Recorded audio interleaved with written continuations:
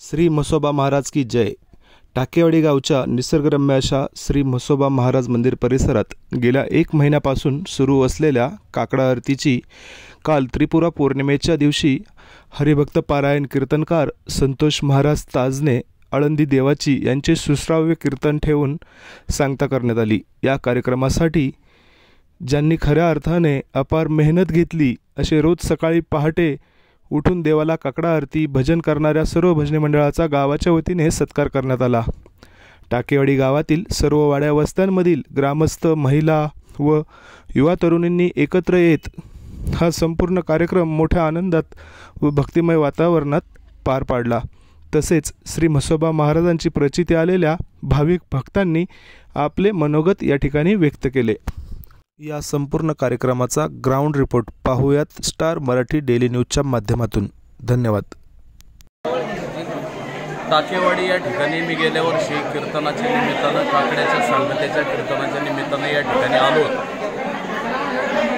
माझ्या मुलाला सोबत घेऊन आलो। या ठिकाणी म्हसोबारायाचं दर्शन 2, 3 ते 4 ते 5 वेळा झालं। त्याचा अनुभव, त्या दैवताचा अनुभव मला असा आला, माझ्या मुलाचा नंबर IIT इंजिनिअरिंगला विदाऊट डोनेशनचा लागला। त्यावेळेसपासून या ठिकाणी मी कीर्तनाला घरी कीर्तन नसलं तरी मी उपस्थिती देत असतो।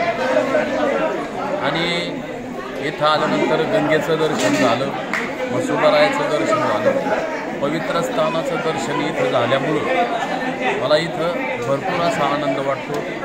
त्यातून काकड्याच्या सांगतेच्या निमित्तानं 700 ते 800 लोक या ठिकाणी अन्नदानाच्या रूपानं अन्नप्रसाद सेवन करतात।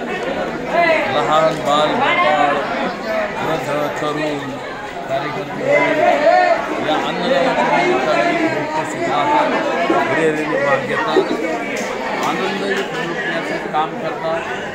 आणि त्यांना ती म्हसोबारायाची कृपा हो ही मी म्हसोबारायाकडे प्रार्थना करतो। माझे 2 शब्द। बाबा, तुमचं नाव सांगा, संपूर्ण नाव सांगा। माझं नाव हरिभक्त पारायण भिक्खू महाराज आनंदराव, सिनोली, तालुका आंबेगाव, जिल्हा पुणे।